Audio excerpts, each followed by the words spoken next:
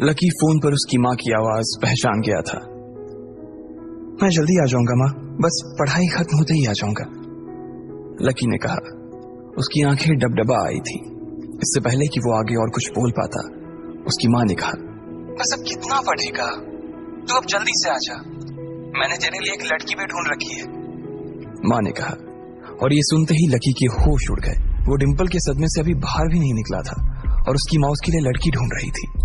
माँ मैं अभी क्लास में हूँ, आपको थोड़ी देर बाद फोन करता हूँ, लकी ने आगे की बात से बचने के लिए कहा और फोन रख दिया। फिर वो क्लासरूम में आ गया। लकी तुम ठीक हो ना, साक्षी ने लकी के कंधे पर हाथ रखते हुए पूछा। उसे सच में लकी की चिंता हो रही थी। लकी ने उसकी ओर देखा और मुस्कुरा दिया। साक्षी ने हल्के हाथ से उसके कंधे को सहलाया और बोली, देखो वैसे अब इसमें पछताने जैसी कोई बात नहीं है। डिंपल का असली चेहरा हम दोनों के सामने आ गया है।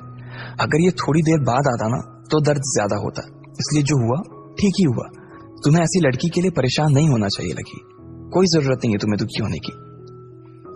लकी ने सिर्फ हाँ में अपना सिर हिलाया और अपनी मुस्कान को और थोड़ा सा बड़ा कर लिया।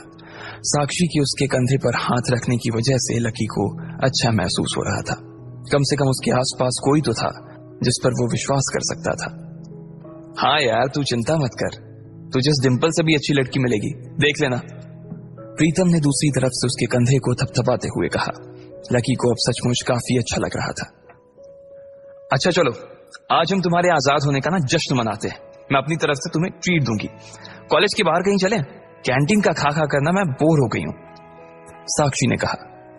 हाँ यार कैंटीन से तो मैं भी बोर हो गया हूं, प्रीतम ने कहा। साक्षी ने उसे घूर कर देखा और बोली, अबे तुम्हें कौन ले जा रहा है। ये सुनते ही प्रीतम को झटका सा लग गया। वो जानता था कि साक्षी बहुत ही साफ और सपाट बात करने वाली लड़की थी, लेकिन एक दिन वो उसकी इसी साफ गोई का शिकार हो जाएगा उसे अंदाजा नहीं था। नहीं मैं तो खुद भी नहीं जा रहा था यार, मुझे तो निम्मी से मिलने के लिए जाना था। मैं तो बस बता रहा था कि मैं भी बोर हो गया हूं कैंटीन का खा खा कर, प्रीतम ने अपनी ओर से सफाई देते हुए कहा। हाँ लेकिन ट्रीट तुम मुझे नहीं, मैं तुम्हें दूंगा, पर आज नहीं किसी और दिन। और इस बार हम उस चमन पाव भाजी वाले के पास नहीं जाएंगे, उससे थोड़ी दूरी पर सामने वाली लेन में जो रेस्टोरेंट है ना, सन एंड मून, वहां चलकर खाना खाएंगे, लकी ने कहा और अपनी जगह से खड़ा हो गया। साक्षी ने जब उसके मुंह से सन एंड मून का नाम सुना तो उसके कान खड़े हो गए।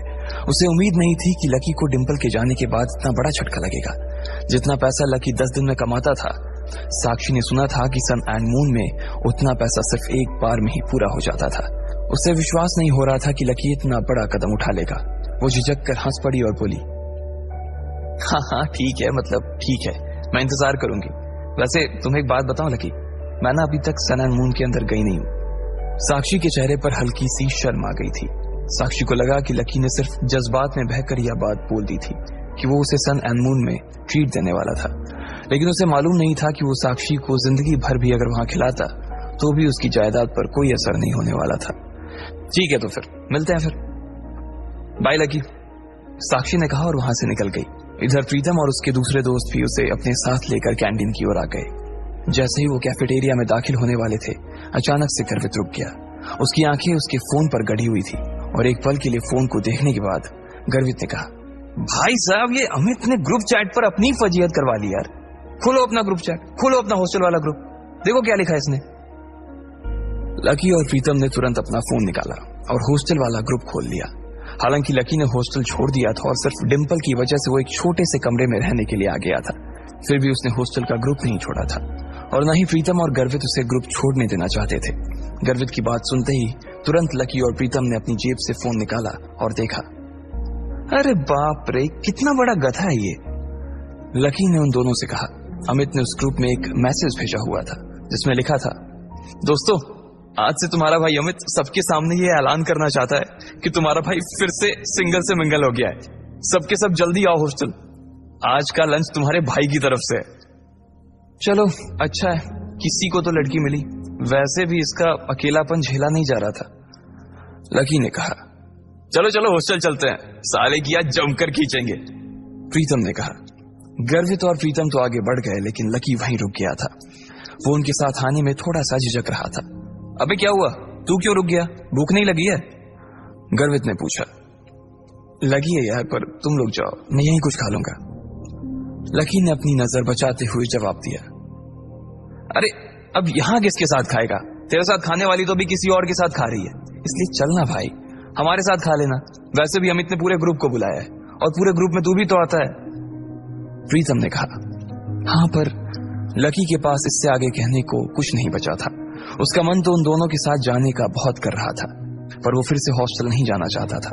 अब वो हॉस्टल का हिस्सा नहीं रह गया था, इसलिए उसे लग रहा था कि वहां खाना ठीक नहीं था।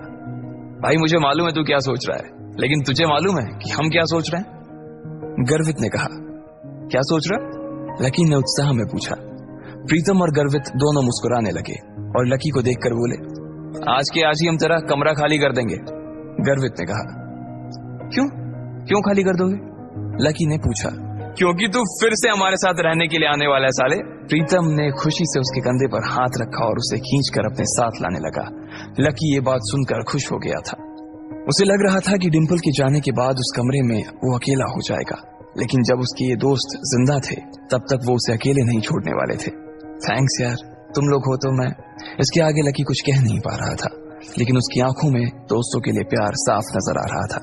थोड़ी देर बाद जब वो तीनों हॉस्टल पहुंचे तो उन्होंने देखा कि एक लड़का और एक लड़की एक साथ एक पलंग पर हाथ पकड़कर बैठे हुए हैं। अरे तुम लोग वापस आ गए? अमित ने चौंकते हुए लड़की का हाथ छोड़ा और तीनों को देखने लगा। अमित का कद हॉस्टल के बाकी लड़कों से लंबा था। उसका शरीर दुबला और सुडौल था। वो खेल कूद में बहुत अच्छा था। बेबी, ये मेरे दोस्त हैं। दोस्तों, ये मेरी बेबी, मेरा मतलब है मेरी गर्लफ्रेंड है रोशनी, म्यूजिक सीख रही है। अमित ने कहा और रोशनी ने सबको हाई किया। फिर अमित बोला, रोशनी, ये मेरे रूममेट्स हैं, गर्वित, प्रीतम और लकी। लकी अब हमारे साथ नहीं रहता, लेकिन हमारे दिल में अभी भी जिंदा है लकी, है ना लकी? अमित ने थोड़े मजाकिया अंदाज में कहा। हाँ अमित भाई, पहले नहीं रहते थे, लेकिन अब भाई साहब हमारे साथ फिर से रहने के लिए आ रहे हैं, इसलिए आपने इनके बिस्तर पर जो वे प्रोटीन के डब्बे जमा रखे हैं ना, उन्हें जरा हटा लीजिए। गर्वित ने कहा। ये सुनते ही अमित का चेहरा खुशी से खिल गया। वो चाहता तो यही था कि लकी, जो कि उन सबकी जान था, वापस आ जाए, लेकिन वो ऐसे अचानक से वापस क्यों आ रहा था इस बात का उसे अंदाजा नहीं था। इसलिए उसने पूछा, पर क्या हुआ भाई, लैंडलॉर्ड से लड़ाई वड़ाई हो गई क्या? नहीं यार, ऐसा कुछ नहीं है, लकी ने धीमी आवाज में कहा। प्रीतम समझ गया था कि लकी को आगे की बात करने में शर्म आ रही थी, इसलिए इससे पहले कि अमित आगे कुछ बोलता, प्रीतम ने उसका बचाव करते हुए कहा, अरे भाई लाइफ है, कभी धूप कभी छांव, चलता रहता है, तू ज्यादा सवाल मत कर यार, पलंग खाली कर यार जल्दी। प्रीतम ने कहा और रोशनी की ओर इशारा कर दिया। अमित समझ गया था कि वो उसके सामने इस बारे में कुछ बात नहीं करना चाहता था। अमित ने भी कुछ नहीं कहा और उन पांचों के बीच एक खामोशी छा गई। अमित ने उस चुप्पी को तोड़ते हुए कहा, चलो तो फिर आज रॉबिन्स कैफे पर खाना खाने के लिए चलते हैं, रोशनी की रूममेट भी आने वाली है, तुम्हें और किसी को बुलाना है? लकी तू डिंपल को बुला देना, वो भी आ जाएगी। अमित ने जैसे ही ये कहा, गर्वित और प्रीतम उसे गुस्से से देखने लगे। प्रीतम ने तो अपना सिर ही पकड़ लिया था। अमित की मोटी बुद्धि में उसके छोटे छोटे इशारे कभी नहीं घुस सकते थे, ये बात वो अच्छी तरह से समझ गया था। इधर लकी और डिंपल के बारे में सिर्फ उन तीनों को ही नहीं बल्कि पूरे हॉस्टल को पता था। अमित को यह बात मालूम थी कि लकी डिंपल को कभी किसी अच्छी जगह खाने पर नहीं ले जा पाता था, इसलिए उसने सोचा कि उसको ये मौका भी वो अपनी तरफ से ही दे दे। अब इससे पहले कि प्रीतम लकी की घाव को ढकने की कोशिश करता, उसने खुद ही उसे कुरेदते हुए कहा, अमित, मैं और डिंपल अब साथ नहीं है यार। तुम और डिंपल साथ नहीं हो मतलब? ये कब हुआ यार, और कैसे? अमित ने लकी से पूछा। उसका मुंह सवाल पूछने के बाद भी खुला का खुला ही रह गया था। अब जो हो गया सो हो गया ना यार, सब आज ही जानना है क्या तेरे को? गर्वित ने उसे फटकारते हुए कहा। अमित समझ गया था कि इस बारे में बात करने के लिए सही मौका नहीं था। अमित, हमें निकलना चाहिए यार, मेरी रूममेट्स का मैसेज आया है कि वो लोग निकल चुकी हैं। वो लोग पहले से ही बहुत भूखी हैं और अगर हमने उन्हें वेट कराया ना तो वो मुझे ग्रिल करेंगी यार, रोशनी ने कहा। हाँ, अब ऐसा है तो प्रीतम जी, गर्वित जी और लकी जी, आप अपने अपने कपड़े बदलो। प्रीतम तू लकी को कुछ बढ़िया से दे देना यार, और प्लीज सब लोग जल्दी तैयार हो जाओ, हम लोग बाहर इंतजार कर रहे हैं, अमित ने कहा और रोशनी का हाथ थाम कर बाहर आ गया। इधर प्रीतम ने कमरे का दरवाजा बंद कर लिया था। अमित और रोशनी कमरे के बाहर थे, जहां अमित बार बार कमरे के दरवाजे की ओर देख रहा था। वहीं रोशनी अपने हाथ बांधे और मुंह फुलाए बरामदे के उस पार देख रही थी। जब अमित की नजर रोशनी पर पड़ी तो वो समझ गया कि कोई तो बात थी। जिस तरह से वो हाथ बांध कर खड़ी थी, उससे साफ समझ आ रहा था कि रोशनी को किसी बात पर तो गुस्सा आ रहा था। क्या हुआ बेबी, कुछ हुआ है क्या? अमित ने पूछा। नहीं कुछ नहीं यार, बस ऐसे ही। रोशनी ने कहा और अपना चेहरा दूसरी ओर घुमा लिया। बोलो ना बेबी, क्या हुआ? मेरी कोई बात बुरी लग गई क्या आपको? अमित ने फिर से पूछा। रोशनी ने एक बार के लिए उसे देखा और फिर एक गहरी सांस लेते हुए बोली, तुम्हें ऐसा नहीं लगता कि तुम्हारे ये जो रूममेट्स हैं ये बहुत ही एवरेज हैं? मतलब तुम खुद को देखो ना गर्वित की शक्ल अच्छी है, ना प्रीतम की पर्सनालिटी में कोई अपील है, और चलो लकी तो फिर भी थोड़ा बहुत अच्छा लगता है, लेकिन वो जिस तरह से रहता है, जिस तरह के कपड़े पहनता है, उससे साफ दिखता है कि उसकी जेब टाइट है। अब ऐसे लोगों को मैं अपने रूममेट्स के सामने कैसे ले जाऊंगी यार, बताओ। अमित को उसकी बात सुनकर मन ही मन काफी अजीब लगा। हम सिर्फ खाना खाने ही तो जा रहे हैं, हम कोई ब्लाइंड डेट थोड़ी सेट कर रहे हैं इनके और तुम्हारे रूममेट्स के बीच, तो तुम फिर इतना परेशान क्यों हो रही हो? तुम्हें ऐसा लग रहा है कि मेरे रूममेट बाहर इतनी दूर इतनी धूप में सिर्फ खाने के लिए आ रही हैं? अमित तुम सच में डम हो। अरे उन्होंने भले ही मेरे फेस पर ये बात ना कही हो, लेकिन मैं जानती हूँ ना कि वो सिर्फ तुम्हारे रूममेट्स के लिए मिलने आ रही हैं। क्या पता किसी को कोई पसंद आ जाए तो।